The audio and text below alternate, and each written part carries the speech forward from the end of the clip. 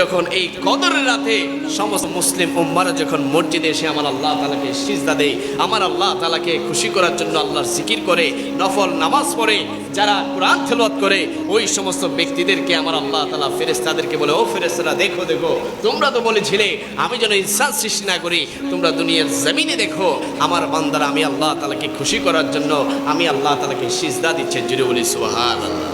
কদরের রাতে ফেরেশতারা দুনিয়ার জমিনে চলে আসে। হযরত জিবরাইল আমিনের নেতৃত্বে যত ফেরেশতা রয়েছে সমস্ত ফেরেশতারা দুনিয়ার জমিনে আল্লাহর বান্দাদের কাছে, যারা দুনিয়ার জমিনে সিজদা দিবে তাদের কাছে ফেরেশতারা চলে আসে।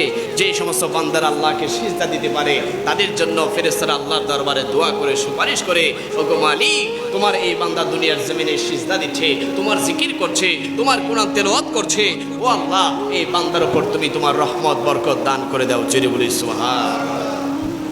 কদরের রাত এমন একটা রাত যে রাতে ইবাদত করবেন আমার আল্লাহ তাআলা ইবাদতকে কবুল করে নেবে, তওবা করবেন আমার আল্লাহ তাআলা তওবাকে কবুল করে নেবে।